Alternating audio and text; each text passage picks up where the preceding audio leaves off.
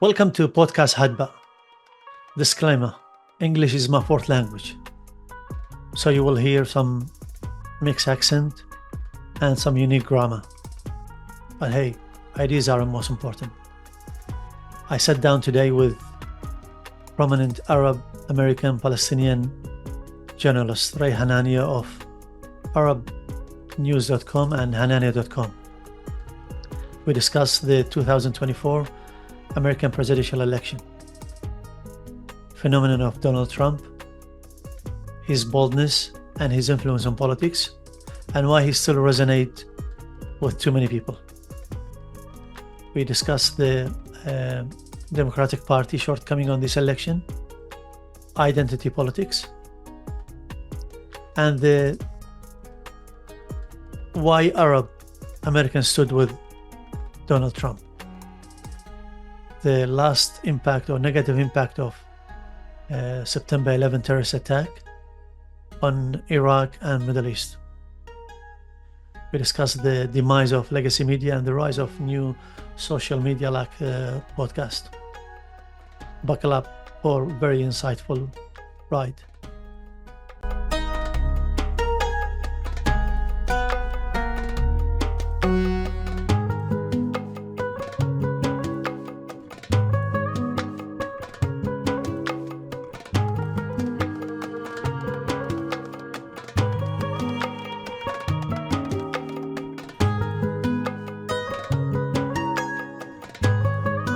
Introduce yourself. Tell us who's Hanania. Well, I'm a Palestinian American. My mother and father are Christians from Bethlehem and Jerusalem. And my dad, when he came here in the 1920s in the U.S., wanted me to be American because he saw the racism against Arabs, even in the 1920s when he came to the United States.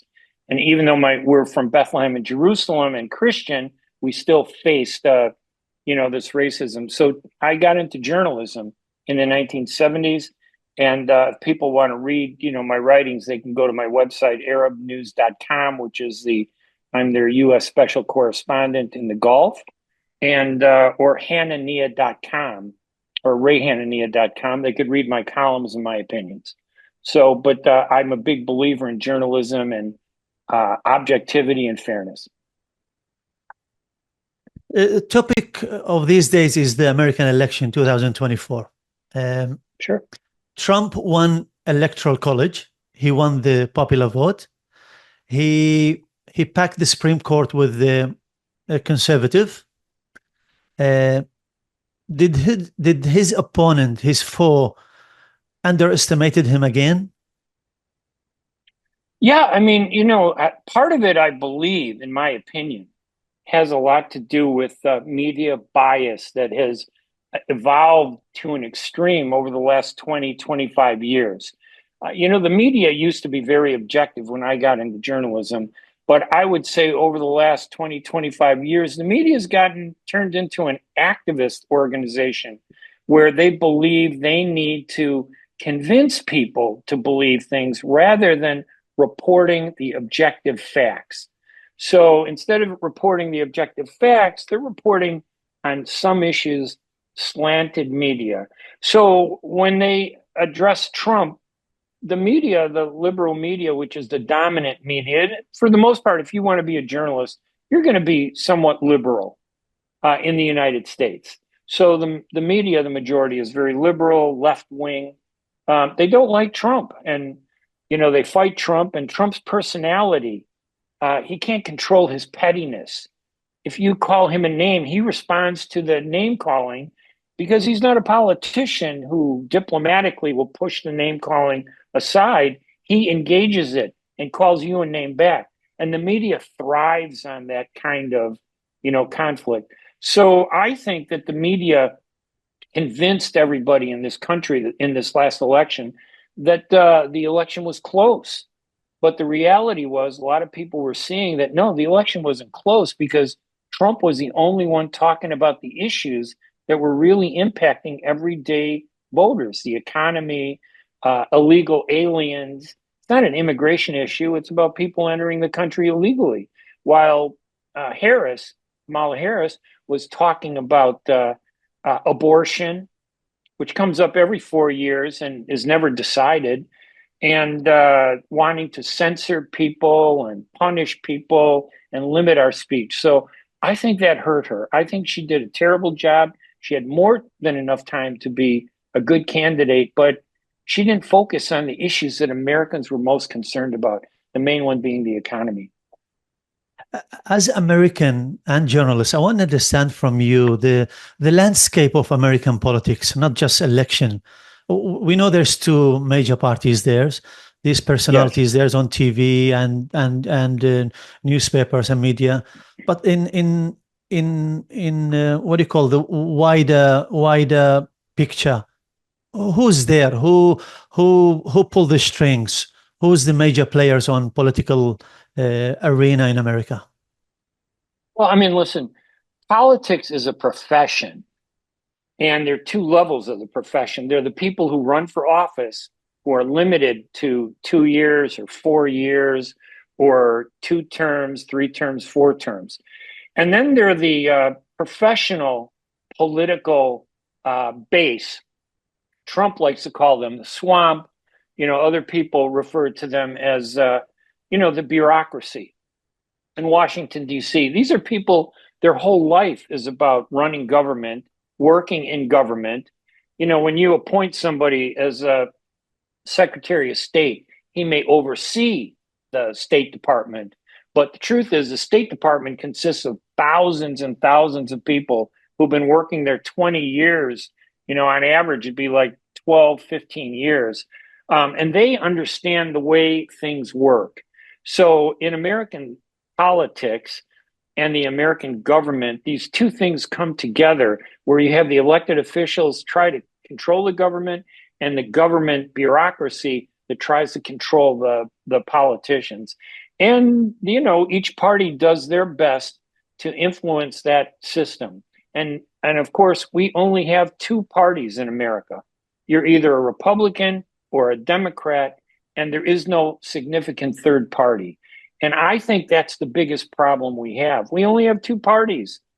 So a lot of times in elections, we vote against somebody. We don't vote for somebody, we vote against them.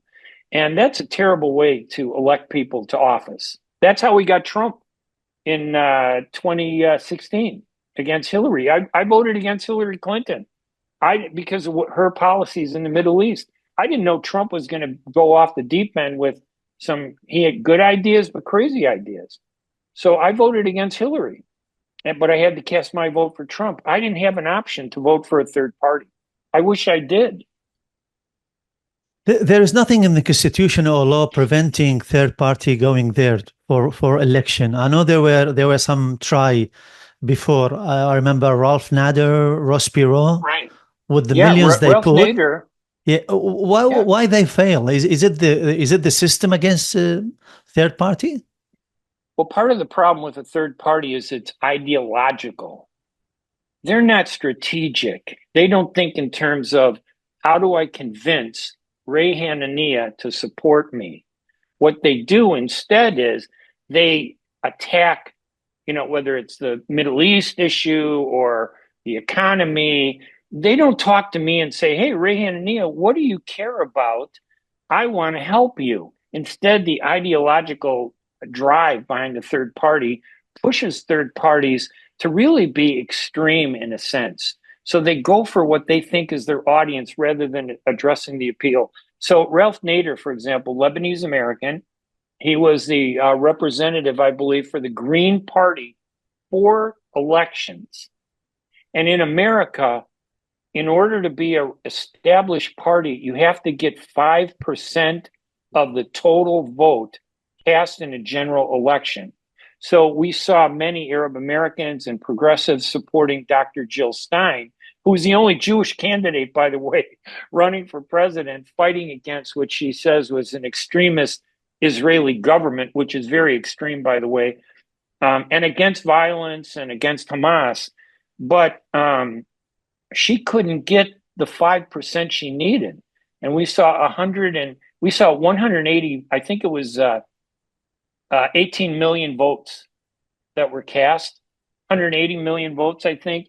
5% of that would be about 4.5 million. She couldn't get that. So she couldn't get close to that, to be an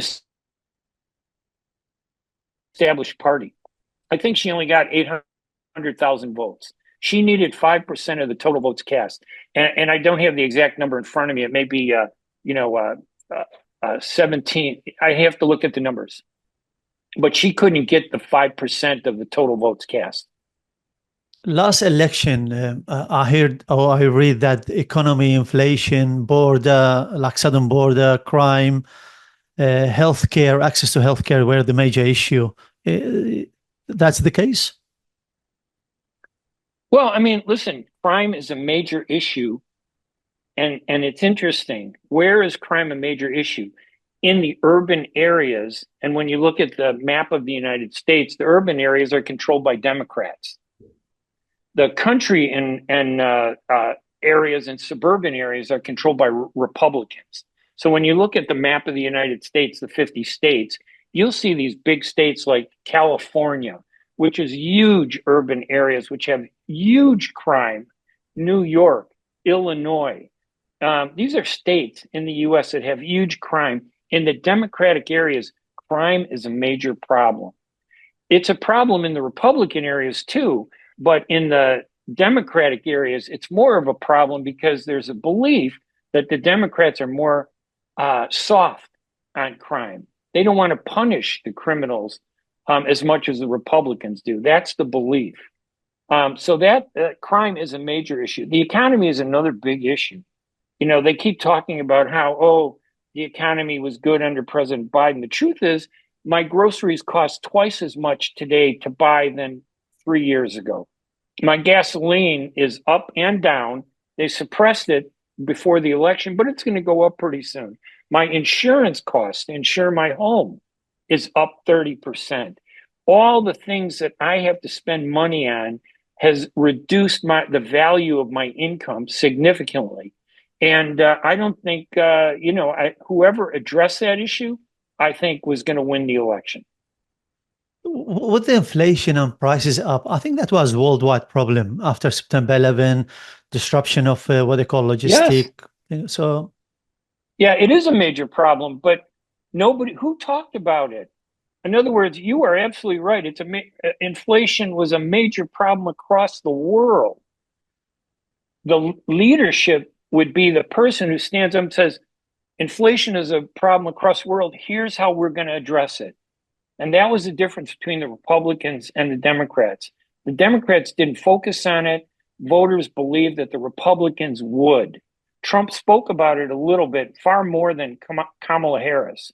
But it was who was going to address inflation, which is a major problem around the world. Who's going to address the spending, the amount of money we spend in Ukraine? That's a major issue also.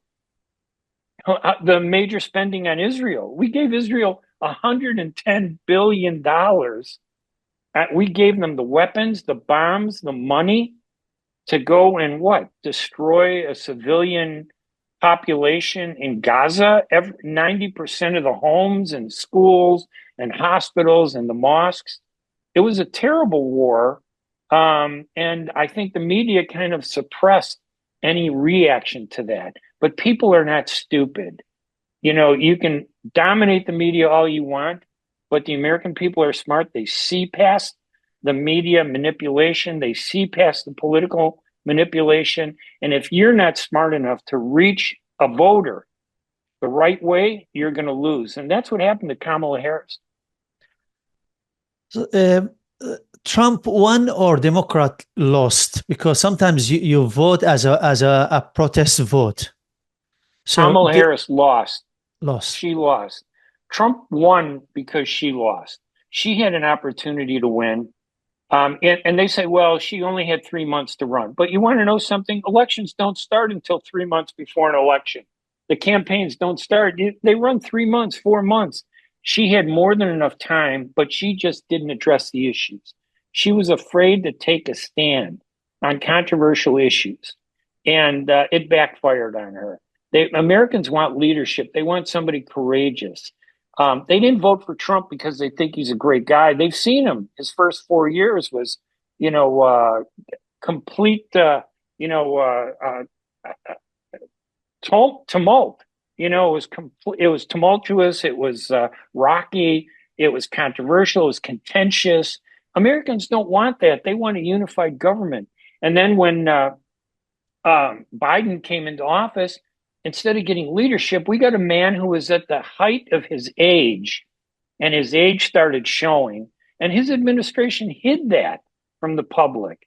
He didn't have many press conferences. We never got to see how bad his mental capacity was until that one debate. I was in Atlanta for the CNN hosted debate, which was a media attempt to help Trump.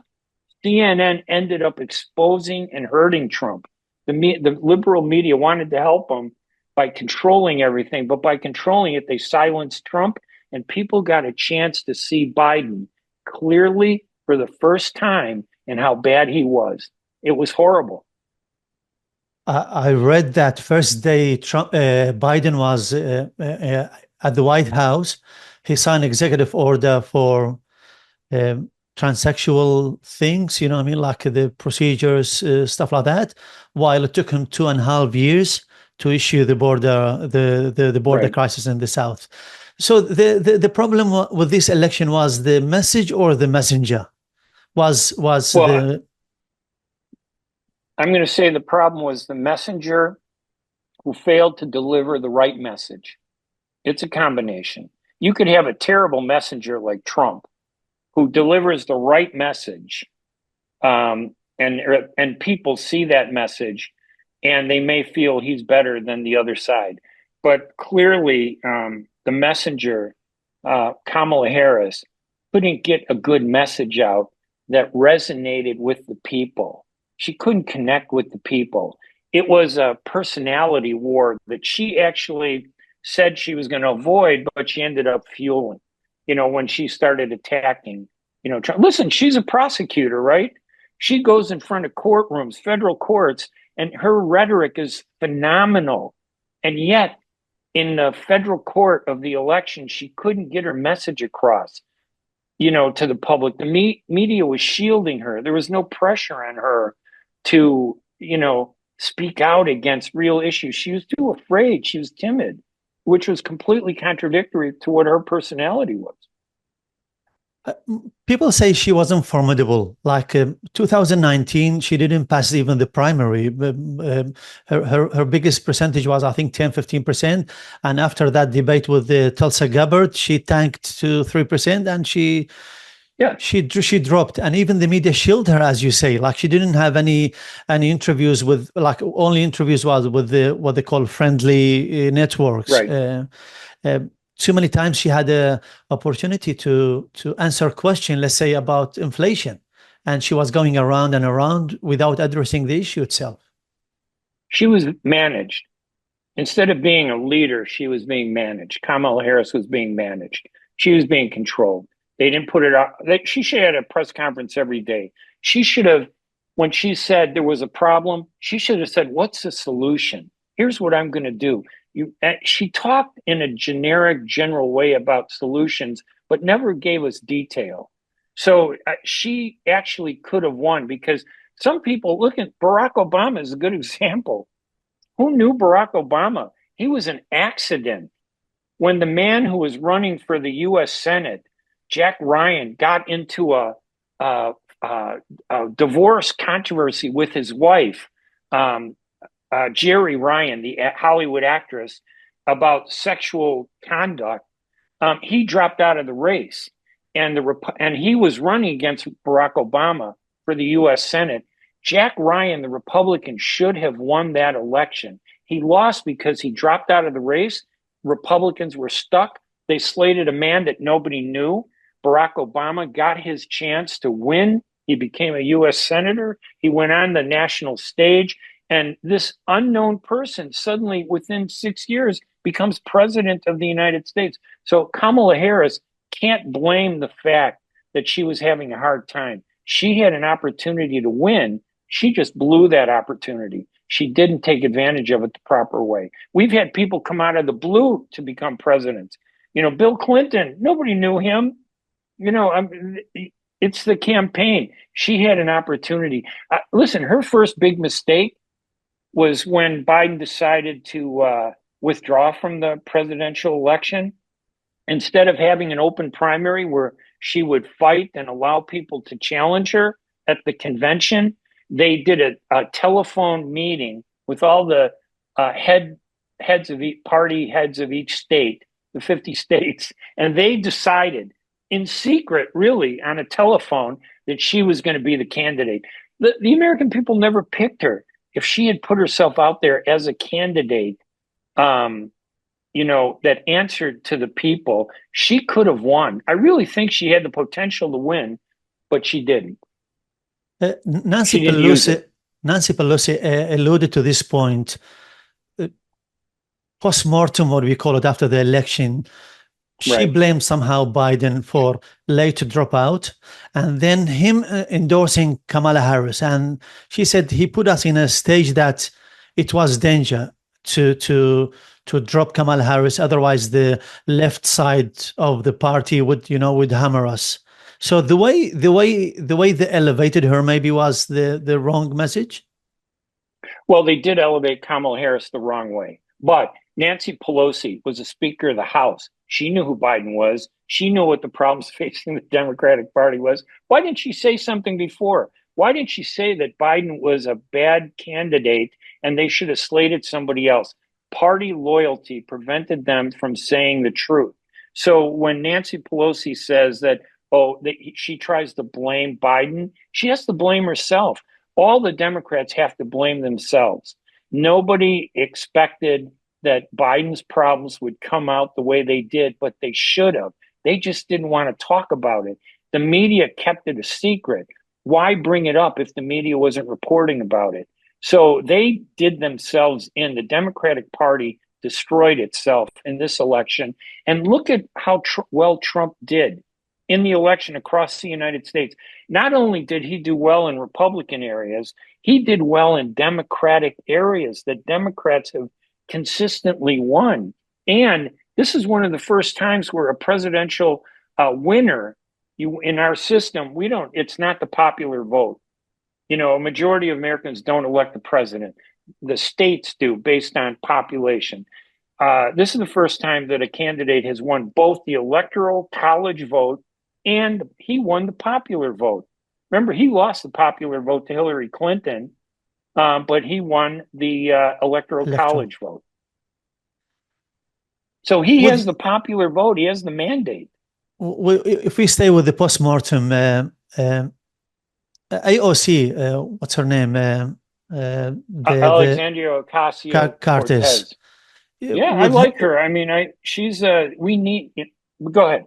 Yeah, with one of her messages to her followers, she wanted to know why. She wanted to know how they voted. So she asked if you voted for me and Trump, or you voted for Trump, and percentage of the portion of the correspondents said we voted for you and Trump. And one of the reason was, they say, because you and Trump are outsiders. Yeah, so that's possible. So people went against the establishment in voting for her and Trump. Well, when we say they voted against the establishment, believe me when I tell you, they're voting against the news media, because in this country, the news media is not objective. You don't see objectivity on CNN. You don't see objectivity on MSNBC. You don't see objectivity in the U.S. media.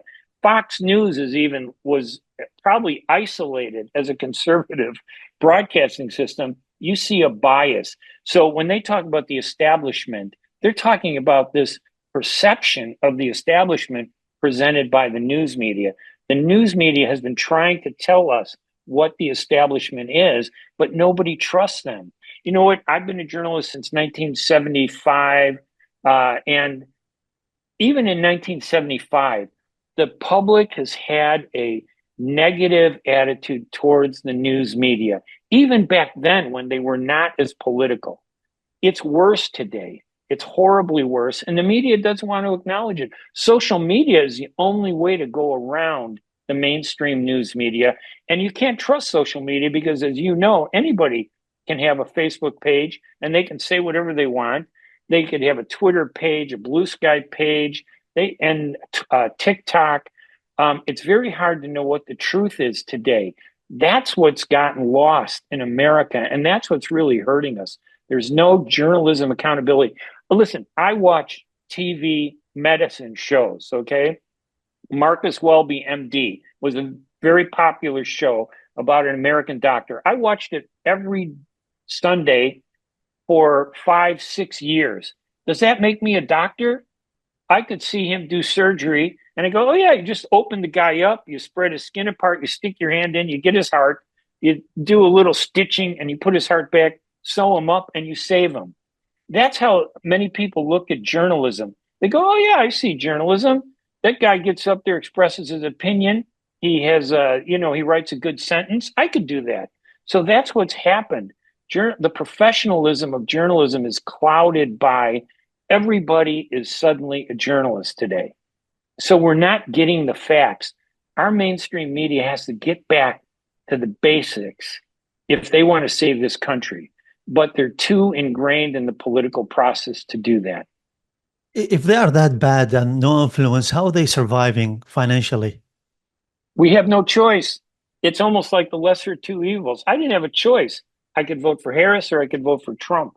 I didn't have a third party choice. I listen to the BBC.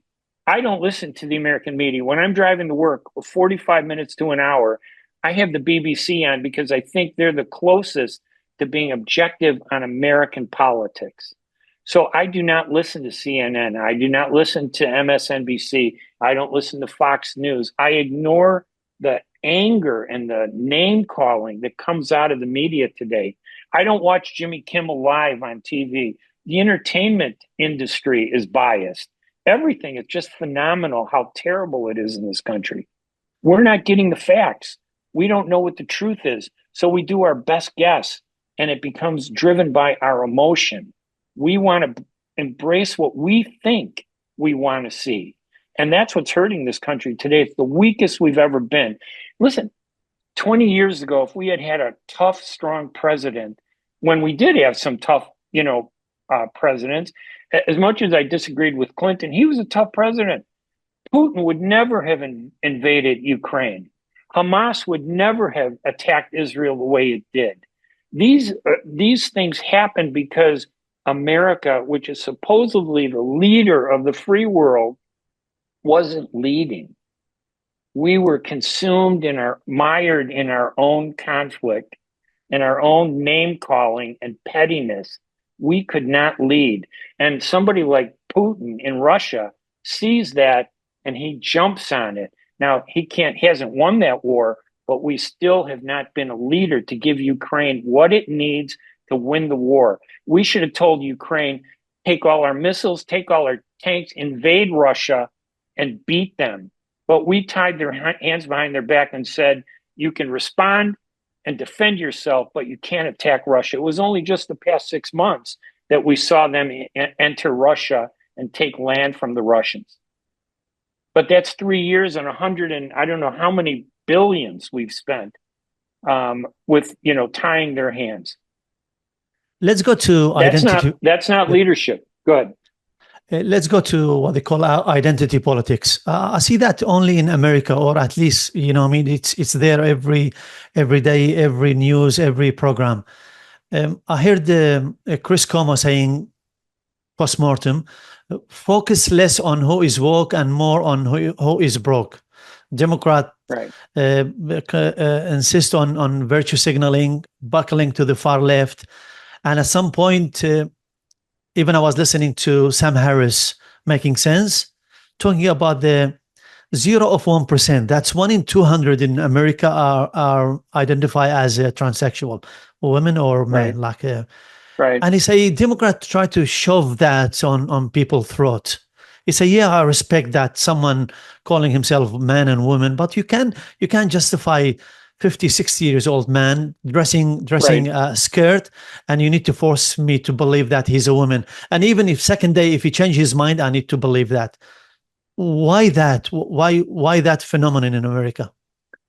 Well, keep in mind that the Republicans are extreme on these issues, and so are the Democrats. So, with the Democrats, they use identity politics, gay rights, transgender rights, the rights of women. They use that not because they believe that they're equal, but because they believe those are political bludgeons to beat their opponents. They know the Republicans are more extreme about opposing gay rights and transgenders, and they want religion in school. Nobody is in the middle. So the left exploits it and says, oh, you're anti gay or you're anti transgender. Well, listen, I'm Middle Eastern.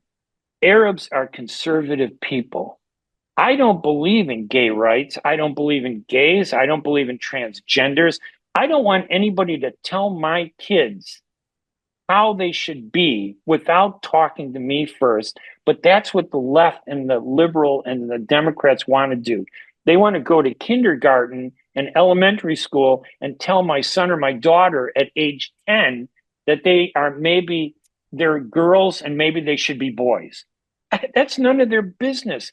I don't want them teaching them sex education until they're mature enough to deal with themselves. That's the problem with the left. The problem with the right is they're against it completely without any moderation. And I think that both sides are just as bad. They both exploit it in the wrong way. But we used to have a middle ground where people would say, okay, you want to be gay, that's your right, but don't impose your lifestyle on me. I'll respect you. Nobody should be the victim of violence. I don't want to hurt you. Just because I disagree with you, I disagree with you. Respect my right to disagree with you. But if I disagree with gay rights or transgenders, they attack me and they say, oh, you hate gay people. No, I don't hate gay people. This extends to a lot of politics.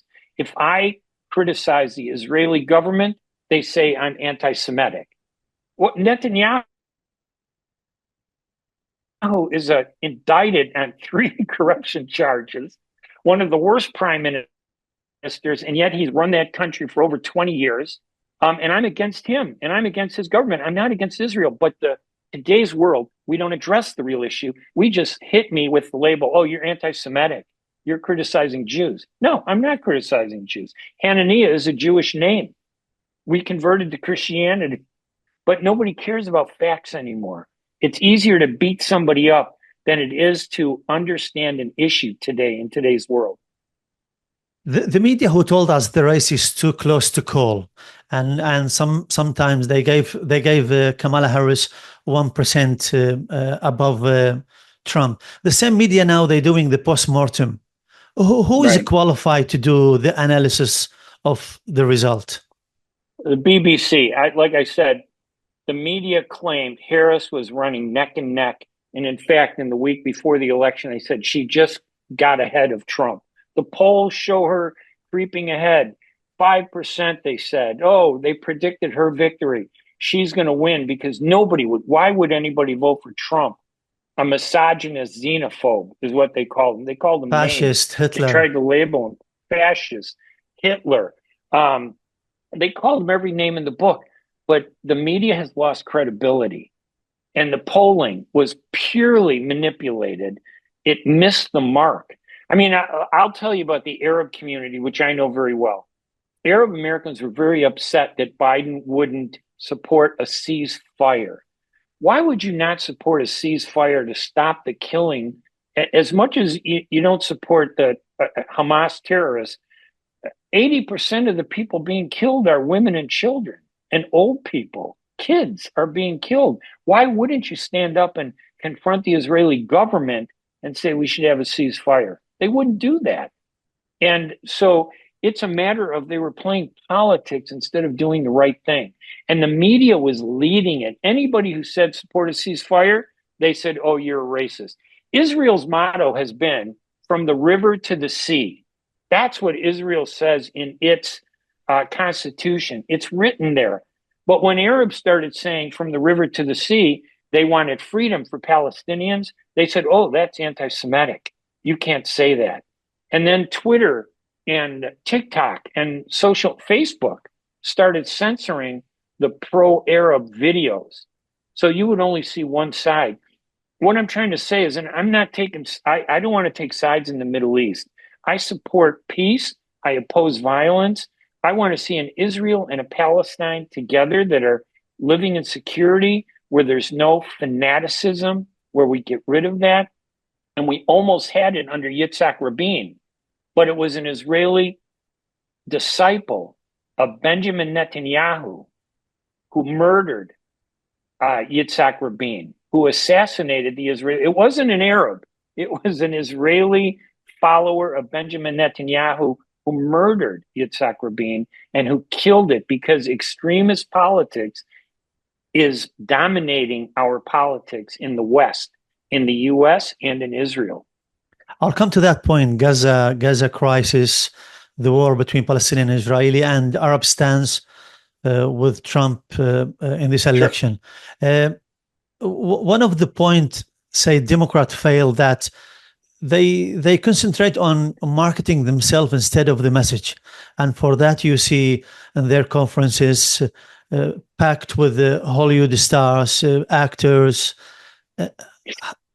Right. Does Hollywood any influence until now on? Look like there is no influence.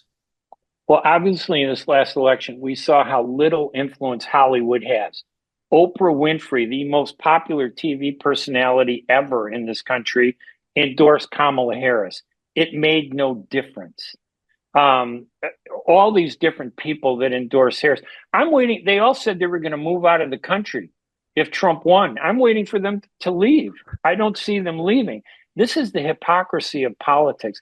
And again, I don't want to demean Oprah Winfrey. What does she have to do about politics? What does she know about an economic hardship on a family for a woman that has billions in dollars? I don't want to listen to rich people lecture the poor people or the middle class people and say, hey, you need to vote for them because, hey, I support them. Who are you, Oprah? What did you ever do? You had a TV talk show for 20, 30 years. That's it. Does that make you the moral standard for what's right and wrong? No. I think people saw past that. It was an arrogance, and it fed into this image that the media was biased. The news media, the entertainment media, the print media, the radio media, all of it was biased, and you could see that bias so sharply, it turned just enough people off so Trump would win. I was listening to Bernie Sanders, one of the podcasts, talking about. I like Bernie Sanders. I love Bernie Sanders. He was talking about 1,800 lobby group in DC, and he said that is 4 or 5 for every Senate or House rep. Tell me about this pressure group or lobby group.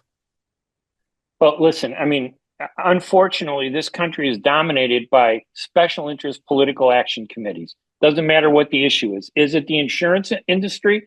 I did an interview with Dick Durbin a number of years ago on one of my radio shows, and he said the insurance lobby owns Washington, D.C. The insurance lobby has so much money that if you try to curtail the bankers, he said the bankers control Washington, D.C. And if you try to control the bankers and how they do things, that they would come in, pour their money, and undermine you. The Israeli lobby is the biggest lobby in the United States.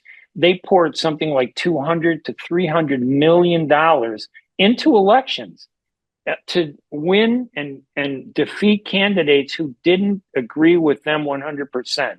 We need to eliminate these outside lobbyists. We need to eliminate these industry lobbyists, the banking lobby, the insurance lobby, the real estate lobby, the Israeli lobby. You could name all these lobbies, these political action committees. They buy votes, and we allow them to do it. And they can spend as much money as they want. If you're a candidate running for office, you can't spend as much money as these political action committees. You're limited on the federal level to collect $5,000 from one person. That's it. But a political action committee, they can spend as much as they want. They raise millions from the right and the left to influence the election. And it turns out who's more creative in manipulating the minds of the target audience, the voters. And that's So, terrible. That's a terrible way. so it's not conspiracy theory when they say that arm industrial complex, big pharma, Wall Street controlling the Well, political scene. well, it is a little bit of a conspiracy because Big Pharma does.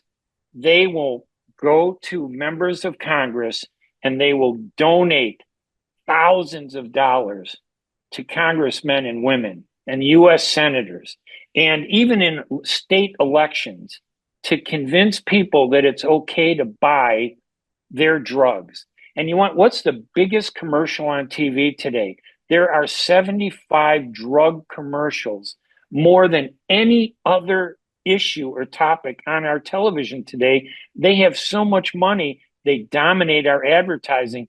Every time I turn on a TV, I see 10 drug different drug commercials that are repeated 3, 4, or 5 times a day.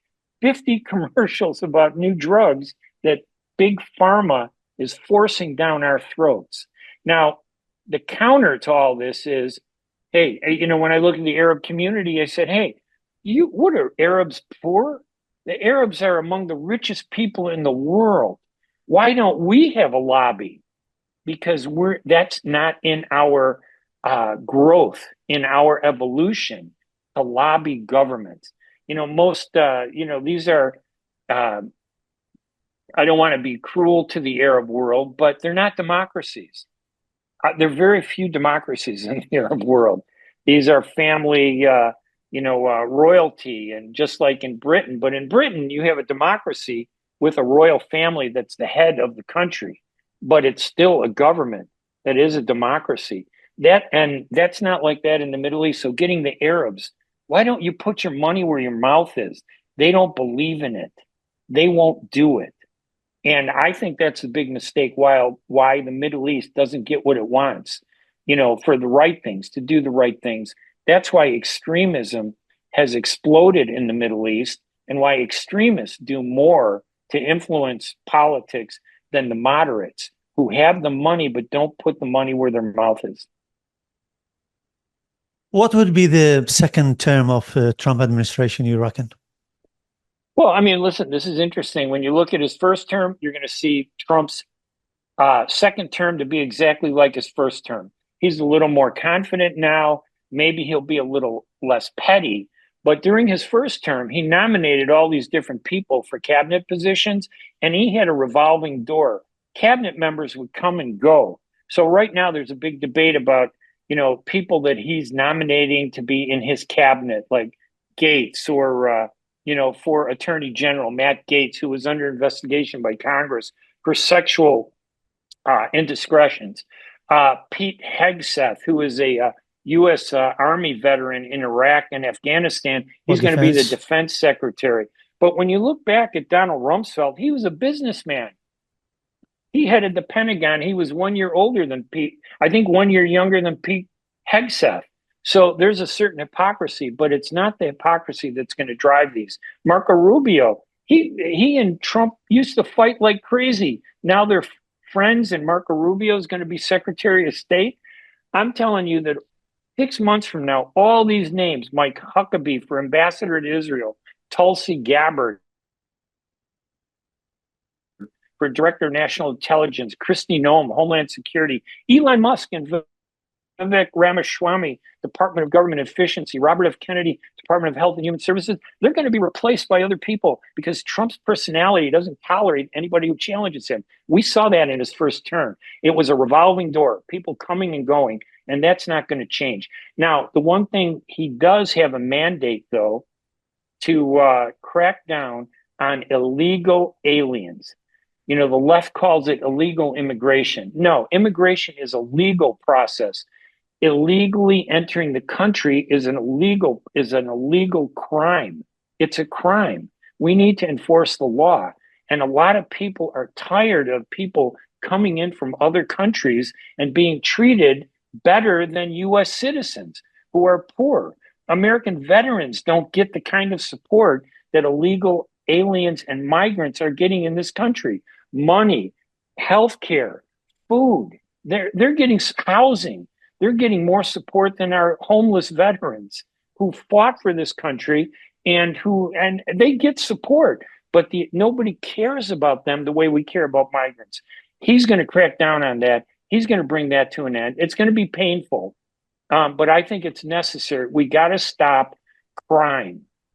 And one of the crimes is someone coming into our country illegally. Would Australia allow me to sneak into the country and open up a business? I bet if you found me, you'd kick me out of the country, right? Yeah, absolutely.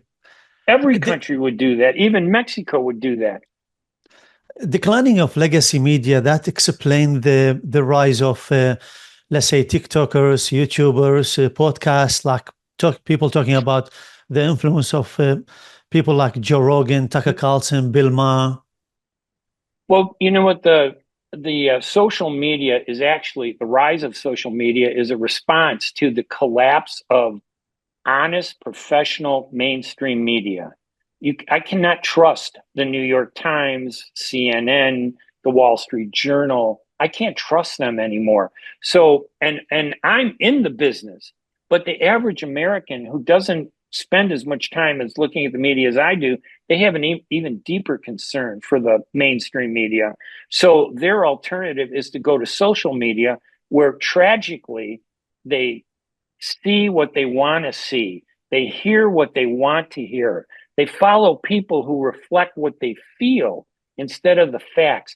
There is no objectivity anymore in the media or in social media. We just don't see it. And there are some good media out there, and there are some good social media.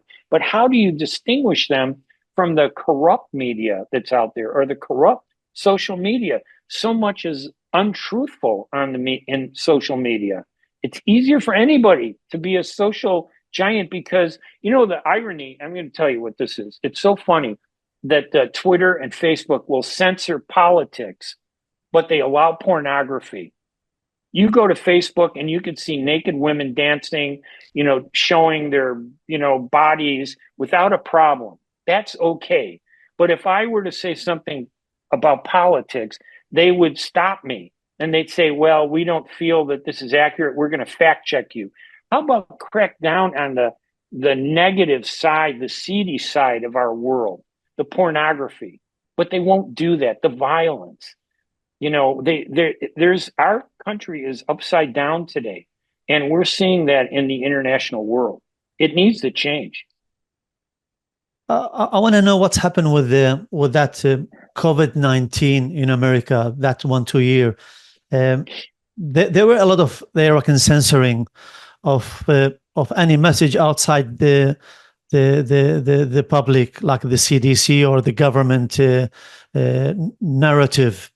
I was watching one of the subcommittee of Congress, a congresswoman, I think she was a Republican, grilling a Twitter before takeover by Elon Musk, and asking this lady who censored a professor in Harvard, let's say, who is specializing in vaccine and all that, asking about what's your qualification? Do you have any medical or something? Who gave you that right to censor a professor? How was your experience with COVID? Yes. Well, COVID is interesting. I mean, COVID was a real health threat. And I say that from personal experience. One of my closest friends, the publisher of an Arab American newspaper, was one of the first Americans in Illinois to die of COVID. Mansour Tadros, he published the Future News newspaper in Chicagoland. It was a great newspaper. He got COVID. He died within 6 weeks. So COVID is a real threat. And how we deal with it, however, became politicized. They politicized the response to COVID. The right said wearing a mask was government intrusion. Getting a vaccine was government intrusion. Personally, I don't get a flu shot. I did get a COVID vaccination. I didn't trust the pharmacies that were doing it. I don't trust them, Moderna and all the others. They're making too much money. I was against that. So it became a political issue for the left, and it became a political issue for the right. Robert F. Kennedy, who was appointed as Department of Health and Human Services, is being criticized because he's an anti-vaxxer. But there are many people who believe the vaccinations were pushed on us by Big Pharma, which is a corrupt industry. We cannot trust Big Pharma to do anything. And the left was using COVID to suppress politics, and the right was using COVID to claim that the left was trying to control us. It got caught up in politics. We never really addressed it as a 100% health issue. It should have been addressed as a health issue. Instead, COVID became a political issue, and it still is political till this day. Let's come to Arab stance with the last American election. I think you interviewed Professor Bahba. Yes. And I listened to, I think, Mayor of Durban and too many Muslim group supported Trump. Abdullah Hamoud, the mayor of Dearborn. Yes, even though Trump, he got a stance, like he's supporting Israel 100%. He moved the embassy, and he pledged support against what he called the Hamas as the terrorist. So why Arab and Muslim sided with Trump? Well, they didn't side with Trump as much. The Arab voters didn't side with Trump as much as they opposed Kamala Harris. Remember, we talked about in American politics, we're the only country where people vote against somebody rather than for somebody. The majority of people who voted for Trump voted for him because he was their only choice. The Arabs said they were going to vote for Dr. Jill Stein, but the truth is they never did. They only half of the Arab population voted for Trump. Why did they vote for Trump? It's a simple equation. Trump said bad things about us. Trump was petty towards the Arab community, but did he give $100 billion to a country, a foreign country, to murder us? How many Arabs were killed when Trump was president? None. How many Arabs were killed when Biden was president? More than 42,000. Now, I don't believe that 42,000 number because the Israelis censor the media. They're very smart. They control the media. They control the narrative. 120 independent journalists have been killed in the Gaza Strip by the Israeli military. They are controlling the message.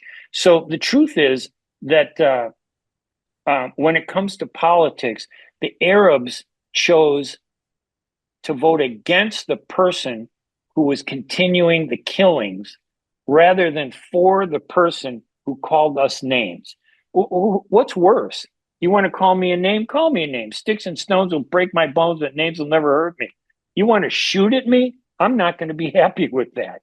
That was the basic of the Arab, the Muslim, and the progressive community. And one footnote to that, this country has suppressed the Arab and Muslim vote for generations. We're one of the few ethnic communities that is not included in the U.S. Census. They don't count Arabs. They don't count Muslims. Why? Because if you're not counted by the federal government, you are denied federal money. Any ethnic group that is counted by the census can demand that a congressional district be formed to give them a voice and an opportunity to elect people. The only reason they elected people in Dearborn wasn't because they were being counted, but because Arabs took over the city and the region to elect an Arab.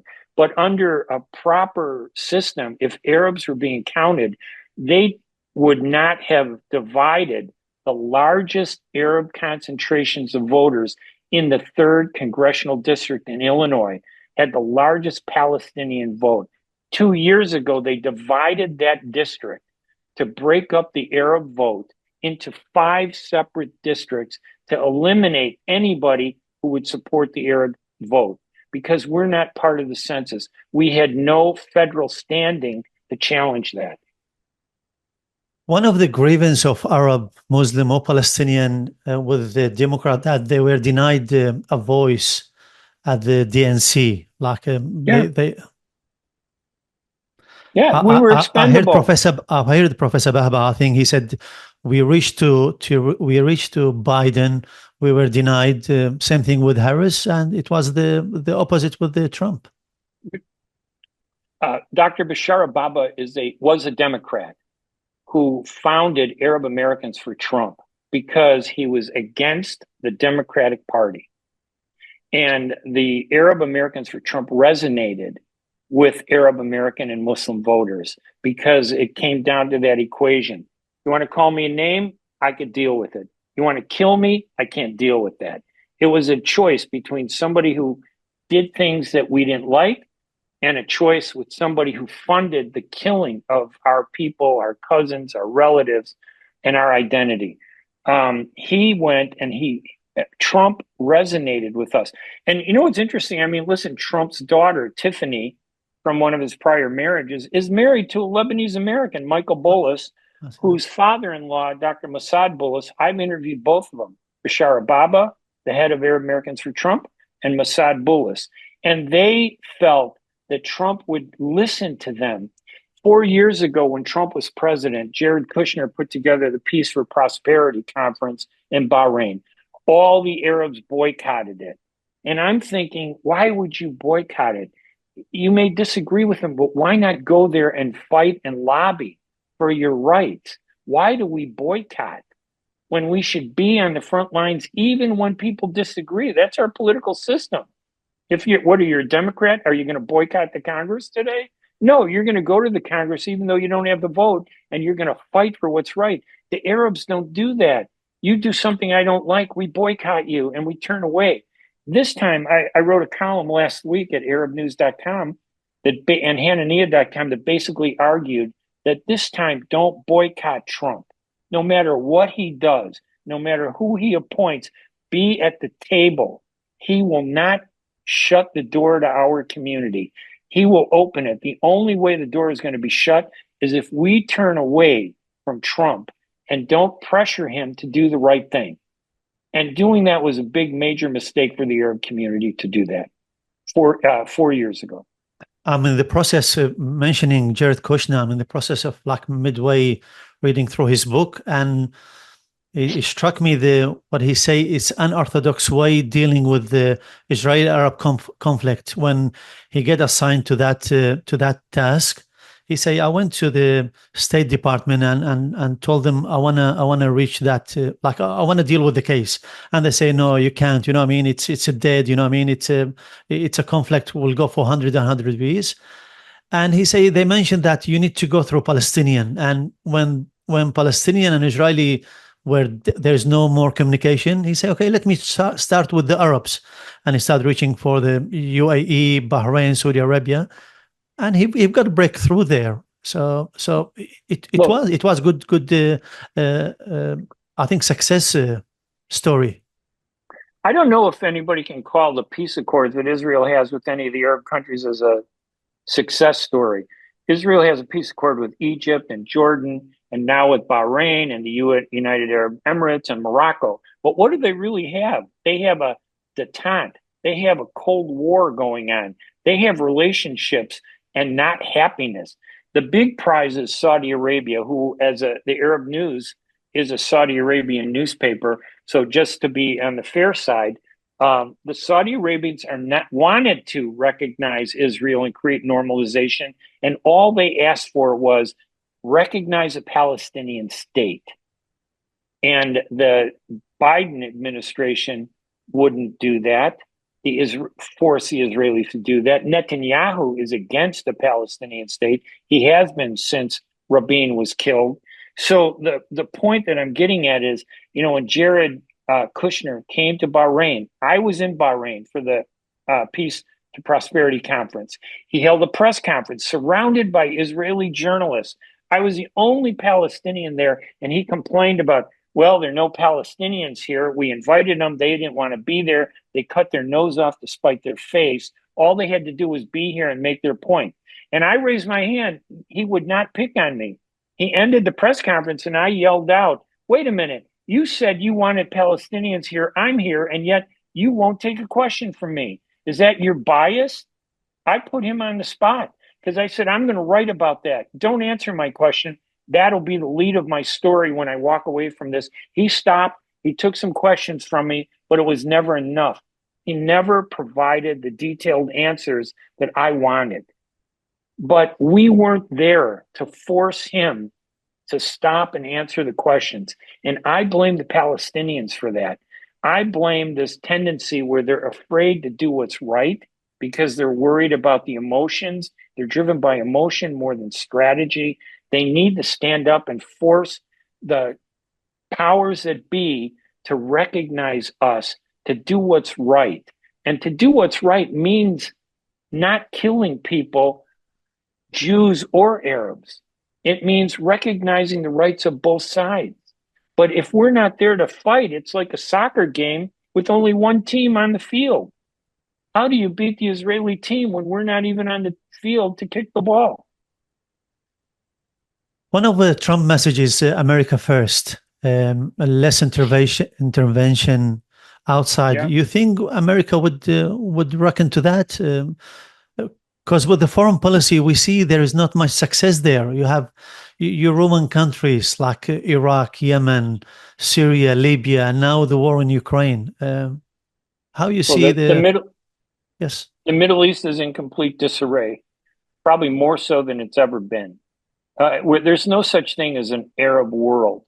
You know, I like to think that there's an Arab world, but the Arab world doesn't exist. Every country is their own country. They're little, coalitions.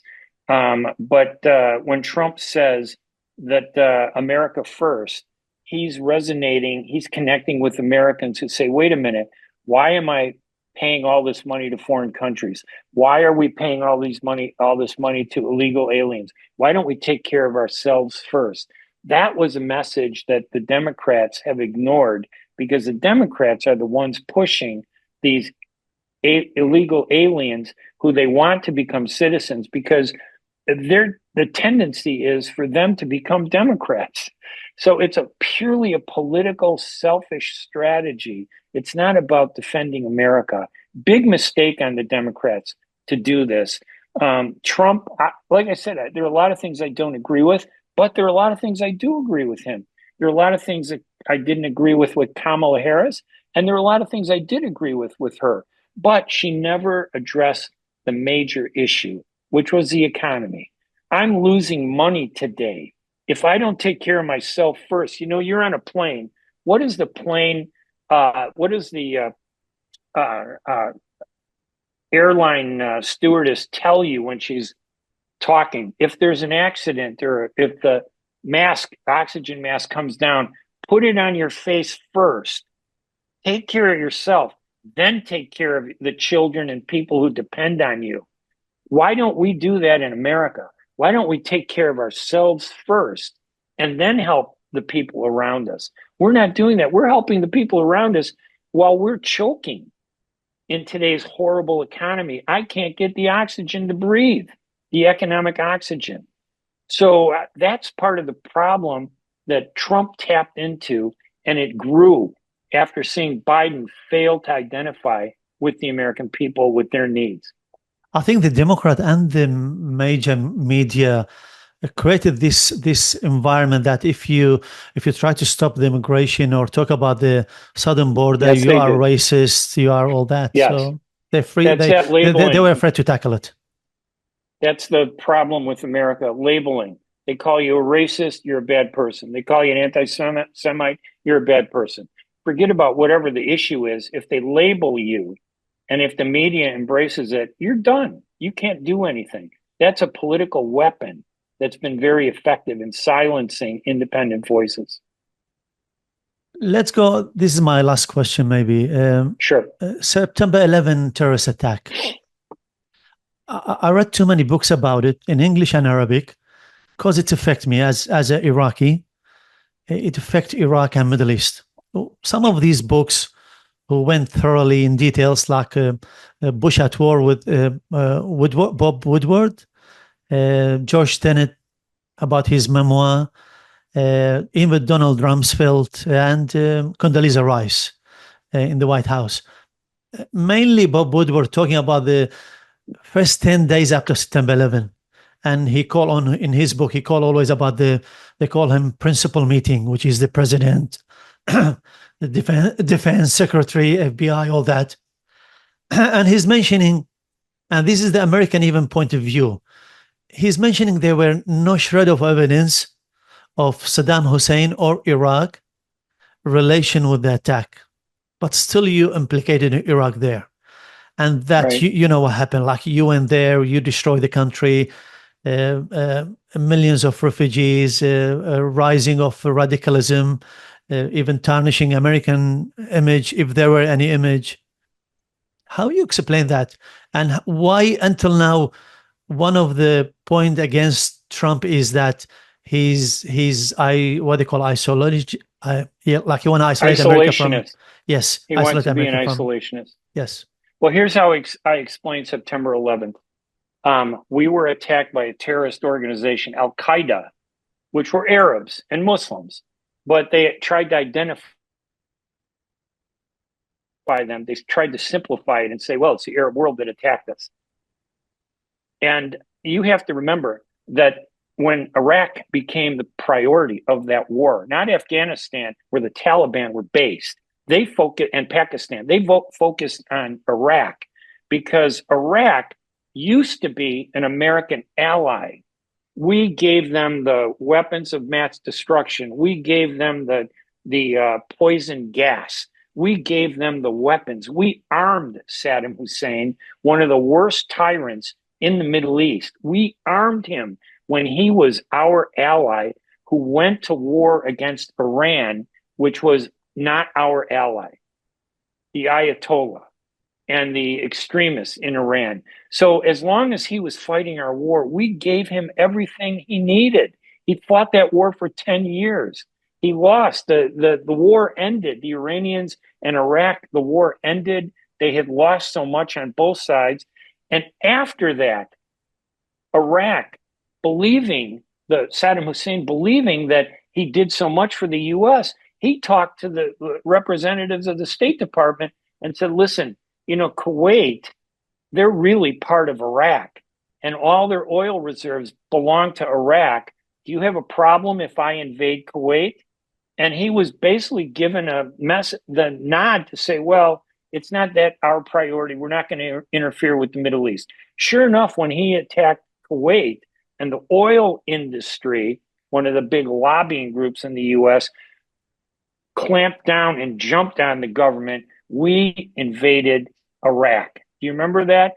Under Norman Schwarzkopf and the Alliance of the World, we didn't destroy Iraq. We forced him out of Kuwait. We put them under an embargo. But in the process, that embargo killed 1 million Iraqi civilians died.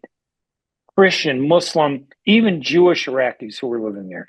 Then George H.W. Bush, the president who led that war, loses the election. And Saddam Hussein attempts to assassinate him, or at least plots to assassinate George H.W. Bush. And 8 years later now, George W. Bush, his son, comes into power. What do you think is on his mind? Avenging his father, George H.W. Bush, avenging his father. And he brings in the same liar, Dick Cheney, who was his father's advisor, brings him in as vice president, and Donald Rumsfeld, who was the head of the Pentagon. He brings the same people in to advise him, and they decide they're going to attack Iraq after September 11th. They see this as an opportunity because Americans, we're the most intelligent people in the world, but we are the least intelligent about the world. So they convinced us that Iraq was involved in September 11th, and they had nothing to do with it. And we spent more money and more arms destroying Iraq and Saddam Hussein. And I'm not saying Saddam Hussein was a good person, but I am saying instead of going after Al Qaeda as quickly as we should have, we spent most of our energy against Iraq. You don't hear about Afghan war veterans. What you do hear about are Iraq war veterans. So we turned it upside down. Dick Cheney, and George W. Bush took advantage of that war to avenge their father's honor, and they destroyed a country and a people. And today, Iraq is in total turmoil. Maybe they'll get out of it, but we did not do them a service. So many Iraqis were killed unnecessarily. There was another way to deal with Saddam Hussein. We didn't have to invade it. We didn't have to send our soldiers there, but that's what we did. And I think that was the worst thing we did. We never destroyed Al Qaeda. We never destroyed the Al Qaeda 2.0, which was ISIS. We created a path for extremism to grow by focusing. There was no Al Qaeda in Iraq. One of the things about Saddam Hussein, he was a tyrant, but he hated the Islamic extremists. He was a secular tyrant. He wasn't a religious fanatic. We created the atmosphere for religious extremism to expand in the Middle East, and we're paying for it today because of poor leadership by George W. Bush and by Dick Cheney.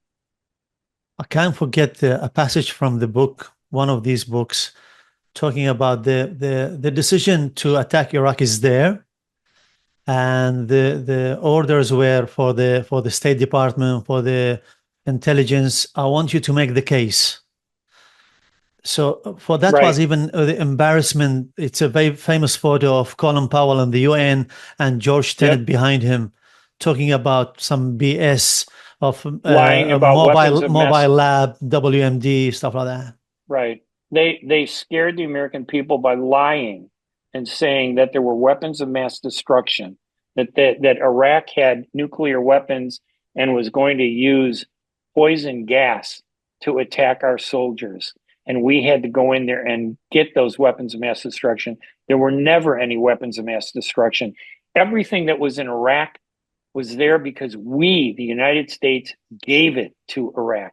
We knew what the truth was, but the truth would not have justified what Bush and Cheney wanted, which was to invade Iraq, take out Saddam Hussein because of the insult to Bush's father, H.W. Bush. My last question is about Trump. Is he a phenomenon, and will, after him, political scene in America will go to the normal, or maybe he will establish, or he established some phenomenon like his vice president is very formidable. Maybe 28, even 32, he will be there. What do you think? And Democrat will try to derail his policies? We're between a rock and a hard place. Because I'll tell you what, Trump is taking advantage of a new environment in this world where opinion means more than facts. Social media is driving public opinion. Facts are not driving public opinion. They fact check one side, but they don't fact check the other side. Facts are being manipulated. And I'm worried for this country. I think this country is on a downhill slide and we don't see it yet. We're almost like the Roman Empire, on the verge of destruction and collapse. And the weaker we become, the more likely a crazy person like Putin or someone from North Korea will attack our country. Instead of being strong, I think the only way out of this politics is to have a third party, a real third party, a moderate centrist party that could change things and provide an alternative, a sanity that we're missing in this country. But you know what? People are going to listen to me and say, oh, he's a Palestinian. They won't talk about my points. They'll talk about me, because when you can't argue the facts, you argue the personality. You attack somebody and say, oh, he's anti-Semitic. Oh, he's Arab. Oh, he's Muslim. Oh, he's this. Oh, he's that.